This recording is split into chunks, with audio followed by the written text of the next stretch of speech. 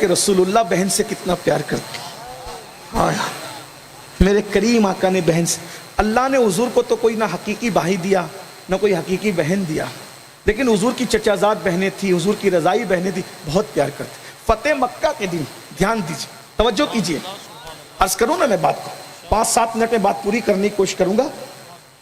फतेह मक्का के दिन मक्के का हर फर्द अपना घर का दरवाजा खोल के खड़ा था, फातिह मक्का मेरे घर तशरीफ लाए। हुजूर ने फरमाया मैं किसी के घर नहीं जाऊंगा, मेरी चचाजाद बहन उम्मे हानी के घर जाऊंगा। हैं? फतेह मक्का के दिन जाऊंगा भी तो बहन के घर जाऊंगा। अरे तुम्हारे घर आऊंगा तो तुम एक से एक नेमत खिलाओगे, लेकिन गरीब बहन के घर जाऊंगा तो लोगों को बहन की अहमियत समझ में आएगी। एक से एक ग़िज़ाएं मक्के के सरदारों के घरों में मौजूद थी, हुजूर उनके घर में नहीं गए, उम्मे हानी के घर पहुंचे। कहा उम्मे हानी मुझे भूख लगी है, उम्मे हानी भूख कुछ है तो दे दो। अर्ज़ करती या रसूल अल्लाह रोटी के कुछ सूखे टुकड़े हैं। अगर बहन का दिल इस सूखे टुकड़े खाने से खुश होता है तो अल्लाह के रसूल ने सूखे टुकड़ों को मुलाहिजा फरमाया। ये बहन देखो, आज हम कहीं जाते अच्छे घर अच्छे भाई रिश्ते, अभी मौलाना कह रहे थे रिश्ते निभाओ, हैं ये रिश्ते कैसे। और हुजूर की एक रज़ाई बहन भी थी, हज़रत शैमा। शैमा हुनैन का माले गनीमत हुजूर ने पूरा लौटाया है, काफिरों को लौटाया। तवज्जो है आपकी, काफिरों को माले गनीमत लौटाया है। क्यों? जब हुनैन का माले गनीमत हुजूर के पास आया तो एक खातून आई और उसने कहा तुम्हारा नबी कहाँ है, उसको मिलाओ। तो सहाबा ने कहा ऐसी बात है खातून तू क्यों कर सकती है? कहा वो मेरा भाई है, मैं उसकी बहन हूं। हाय हाय, इस पर मुझे ये चाहिए था कि सारे सुन्नी सुभान अल्लाह जरूर कहते हैं। बहन हक अच्छा ये बहन जो हक जताती है ना, ये उसी का हक भी होता है। बहन फिर बहन है, भाई अगरचे प्यार महसूस न करे बहन का, लेकिन बहन बहन होती है। हज़रत अल्लाह अकबर आने वाली आकर कहती है ओ तुम्हारे नबी कहाँ है, मुझे मिलाओ। कहा तुम ऐसी बात, कहा मैं उसकी बहन हूँ, वो मेरा भाई है। कहा वो बहन, उन्हें तो कोई बहन। कहा वो हलीमा का दूध पिया है ना उसने, मैं हलीमा की बेटी शैमा हूँ, उनको कहो। पता है सीरत निगार लिखते जैसे ही शैमा का नाम सुना हुजूर उठ गए, और उठने के बाद हुजूर ने अपनी चादर बिछाई। ये बहन का इकराम है। सिर्फ नमाज की बात नहीं करता इस्लाम, सिर्फ रोज़ों की बात नहीं करता इस्लाम। आज हम कहते हैं कि औरतें मुर्तद हो रही है। अगर हमने अपनी बहन का इकराम इस तरह सीख लिया होता, बहनें कभी किसी के दरवाजे पे न जाती। आज कहते हैं मुसलमानों की बेटियां लाजों में बिक रही हैं। अगर हमने अपने घर की बेटियों की इज्जत और इकराम करना सीख लिया होता तो हमारी बच्चियों का ये हाल ना होता। आज एक भाई अपनी बहन को बोझ समझता है, एक बाप अपनी बेटी को बोझ समझता है। सुन लो रसूलुल्लाह की जिंदगी का खूबसूरत वाकया। अल्लाह के रसूल अलैहिस्सलाम ने अभी बज़ाहिर पहचाना नहीं, लेकिन चादर शेमा सुन के चादर बिछाई। कहा तुम शैमा हो? कहा मैं शैमा हूं, बहुत दिनों बाद मिली हो। क्या तुम साबित कर सकती हो कि तुम ही मेरी बहन हो? तुम ही मेरी बहन हो? जी बिल्कुल कर सकती हूं। क्या बताओ? क्या एक ऐसी बात है जो आप जानते हो मैं जानती हूं, तीसरा कोई नहीं जानता। वो क्या? आप बच्चे थे नन्हे से, मैं आपको अपनी गोद में खींच के ले जा रही थी, आप आना नहीं चाहते थे मेरी गोद में, और मैं जबरदस्ती कर रही थी, तो आपने बचपने में अपने दांत मेरी पीठ पर लगा करके दांत मुझे काटा था। वो दांतों की बरकतें आज भी मेरी पुश्त पे मौजूद है। हुजूर को बचपन का ये वाक़या याद आया। सहाबा कहते हुजूर अपनी शान के मुताबिक इतना हंसे कि हुजूर की दाढ़ नजर आई। फिर हुजूर ने फरमाया शैमा, मफहूम अर्ज कर रहा हूँ, उस वाक़े का मफहूम के पैराए में अपने अल्फाज के जामे में, इतनी देर की तुमने आने में, कभी तुम आई नहीं। अर्ज की मुझे मौका नहीं मिला। आज मुझे पता चला है कि मेरे ससुराल वालों की बकरियां भेड़ और जानवर आपके सहाबा ले गए हैं, तो मैं आई हूं। मेरे आका अलैहिस्सलाम ने फरमाया ये मेरी बहन के ससुराली रिश्ते हैं, तो गोया के बहन के रिश्ते की वजह से मैं तुमसे गुजारिश करता हूं कि इसके ससुराल वालों का जितना माले गनीमत तुमने लिया है, मेरी बहन की निस्बत की खातिर सब वापस लौटा। सब वापस लौटाया। और फिर बहन को बुलाकर हुजूर ने फरमाया कैसी हो? तो उन्होंने अपना हाल बताया तो हुजूर रो पड़े।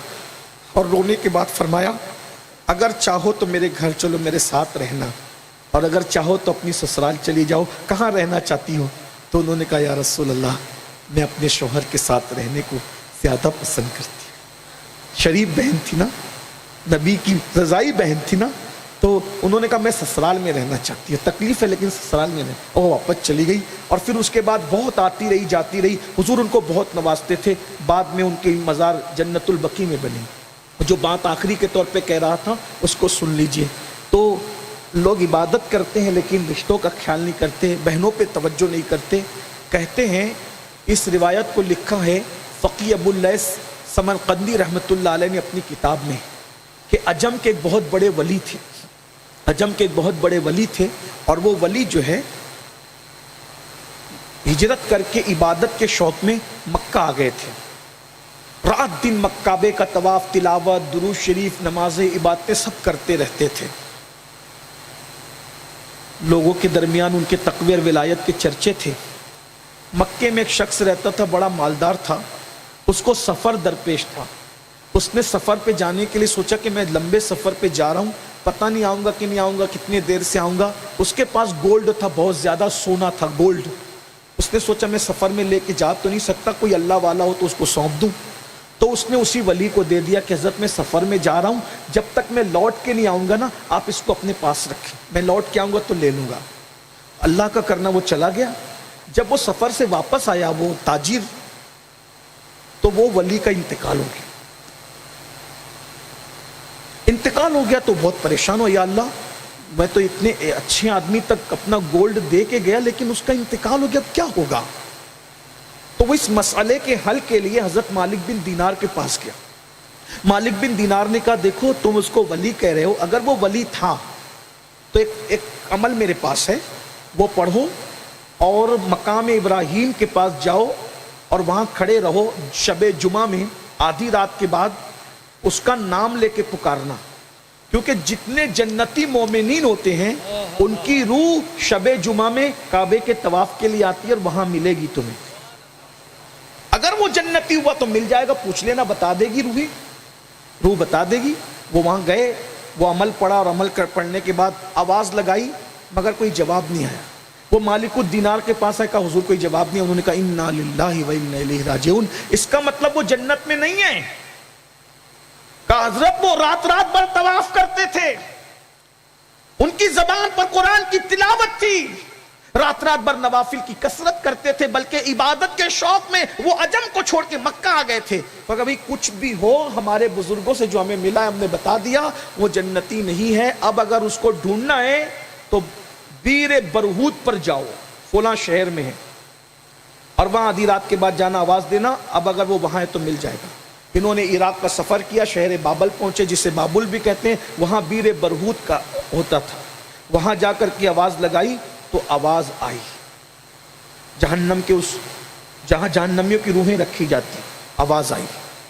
یہ فقی ابو اللیث سمرقندی آج سے تقریباً 1200 سال 1100 سال پرانے بزرگ ہیں، ان کی بات میں کر رہا ہوں، انہوں نے لکھا اپنی کتاب میں۔ وہاں آواز آئی تو انہوں نے کہا حضرت میرا گولڈ، میرا سونا۔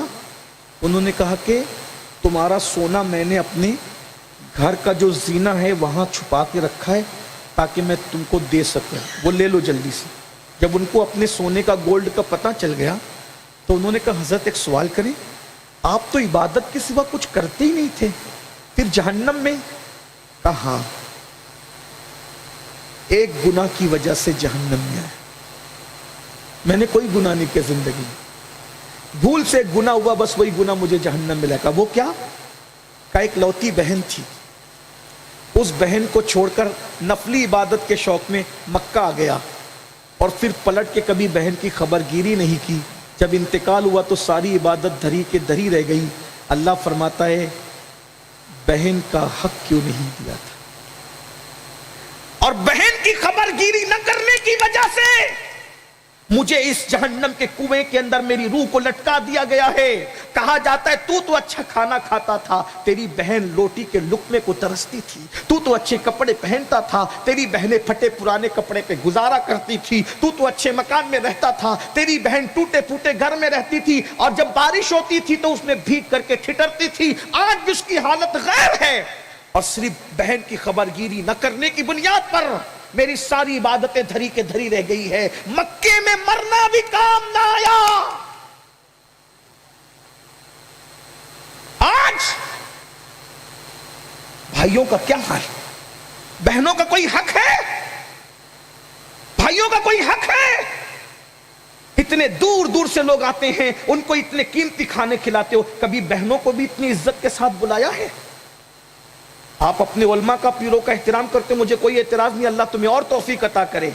ارے کبھی نور میاں پہ سے پھول برسائے, کبھی اپنی بہن پہ بھی برسائے, کبھی امین القادری کے ہاتھ چومے, اس کے لیے بھی اتنا اہتمام کیا تحفے تحائف کا, کبھی اپنے بہنوں بھائیوں کے لیے بھی کیا. بڑی معذرت کے ساتھ ایک جملہ کہوں گا, ہم اللہ کے لیے کہنے والے ہیں, یہ بات برا لگے تو معاف کرنا, اور اگر نہیں معاف کر سکتے جو چاہے دل میں کہہ لینا. امین القادری پہ پھول نہ برسائے تو قیامت کے دن پوچھا نہیں جائے گا, اس کو دعوت نہ کھلائی تو قیامت کے دن پوچھا نہیں جائے گا.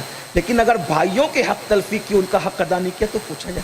اللہ ارشاد واتقوا اللہ الذی تساءلون بہ والارحام, اس رب سے ڈرو رشتوں کے معاملے میں جس کی بارگاہ میں سوال کرتے ہو. لوگوں کو دیسی گھی کے کھانے کھلاتے ہو اور بھائیوں کو کبھی افطار کا بھی نہیں پوچھتے. ترجیحات کی طرف آؤ, حقائق کی طرف آؤ. مسجدیں بنا لو گے اپنی جگہ, مدرسے بنا لو گے اپنی جگہ, مخیران قوم و ملت کہلاؤ گے اپنی جگہ, لیکن یہ حقوق اللہ نے تم پر رکھے ہیں. یاد رکھنا, اگر جس کا حق مارا ہے, جب تک کہ اس کا حق نہیں دو گے وہ معاف نہیں کرے گا تو اللہ بھی معاف نہیں کرے گا. اللہ تمہارے حج, تمہارے عمرے, تمہارے صدقات, تمہاری زکات تمہارے منہ پہ مار دے گا. اتنا بڑا ولی کہلانے والا فقی ابو اللیث لکھ رہے ہیں, کہا صرف بہن کی خبر گیری نہیں کی, بس یہ ایک بھول ہوئی, مجھے جہنم میں ڈالا گیا ہے. جہنم سے روکا نہیں گیا, جہنم میں ڈال دیا گیا ہے.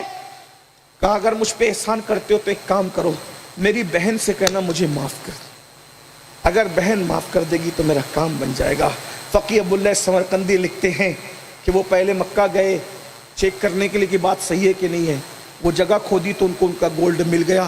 پھر انہوں نے عجم کا سفر طے کیا, اور جو پتہ اس روح نے بتایا تھا اس پتے پر چلتے چلتے پہنچے تو ایک مکان تھا بوڑھی عورت کا, ٹوٹا پھوٹا سا گھاس پھوس کا. وہاں گئے, وہاں جا کے کہا تم فلاں کو جانتی ہو؟ اس کی آنکھ میں آنسو تھے.